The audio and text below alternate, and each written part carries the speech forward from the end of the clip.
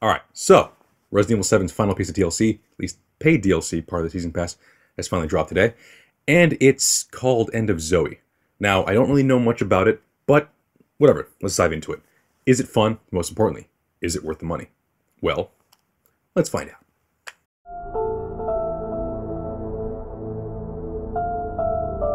First up, let's talk about the story. Now, don't worry about spoilers, I will be vague. Taking place after the main plotline, as well as the Not a Hero DLC, we take the place of a new character, Joe Baker, Jack's brother and Zoe's uncle. The gist of the plot is, you must find the cure and save Zoe from the clutches of the molded. Basic story, yeah, I know, but that's not what shines here. What shines here is the character of Joe himself. Not only is he a man of conviction hell-bent on saving his niece, but he tops the list for being one of the most badass characters in gaming history. Not just the series, gaming. And why is that? Well, let's move on to the gameplay. It's pretty much essentially the same thing as it was in the main game. You can still craft items, you must manage your inventory, but instead of using weapons to fight the horde of monsters in your path, you use your fists. I will repeat that. Joe Baker beats up the molded with his fists. As crazy and pretty much utterly insane as that sounds, it's a lot of fun, especially in VR. I mean, the boss fights in this DLC have to be some of the best in this game overall. They are just exhilarating. Just boxing your way to victory is just amazing. But besides your fists, you also have a spear and a bomb. And some other goodies I will talk about in a bit. But overall, the gameplay is the same as Resident Evil 7. But just that fighting mechanic just makes it so ridiculous. But the fun factor is sky high for me with this one. But yeah, before I end all of this, there is one issue I had with this piece of DLC. Well, unlike the last ones that had 3 sections, this one only has 1 section. So you would expect them to make it a lengthy one. But I beat it in about an hour and a half. Now that does make it the longest one of all the story DLCs, at least the paid ones. Well, that does sound pretty short. But thankfully, just like the classic Resident Evil titles, the replayability is pretty damn good. Not only do you unlock a new difficulty that takes some cues from the game mode Ethan Must Die in Banned Footage Volume 1, but there are specific challenges you must complete to unlock a cool new weapon. So yeah, on to my final thoughts. Overall, the DLC is a short one. But, I mean, this whole new mechanic of punching your way through the onslaught of the enemies seems like a dumb premise from afar. But if you decide to get into the ring with these toothy bastards, I guarantee you're gonna have a good time. Overall, it's just a damn solid, great piece of DLC. And it pretty much embodies what Resident Evil is all about. Terrifying, scary situations, but with a hint of ridiculousness that just makes it so much fun.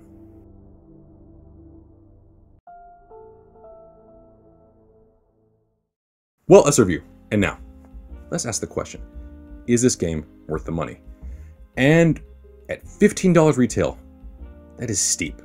At an hour and a half, yes, replayability and everything, but still an hour and a half, it is steep. But this is more than likely a Capcom, marketing strategy here. With the Season Pass, everything's $30. By themselves, you get Volume 1 for 10, Volume 2 for 15, and then End of Zoe for 15.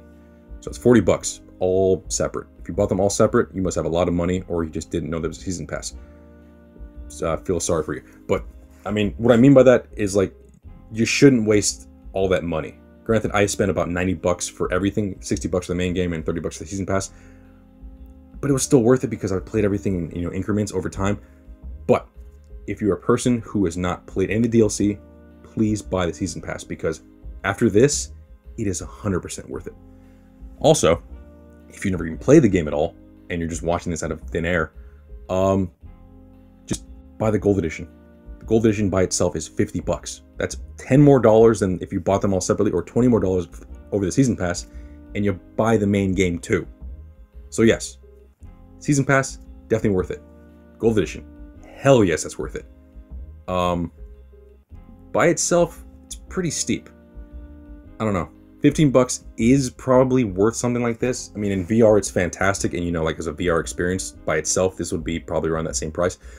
But yeah, $15 is definitely too steep for my blood. But again, that's why we have Season Pass, why we have the Gold Edition. There are other reasons to buy it, and honestly, I understand why they did it. Marketing strategy. They want that moolah, and it's working because it's all quality content.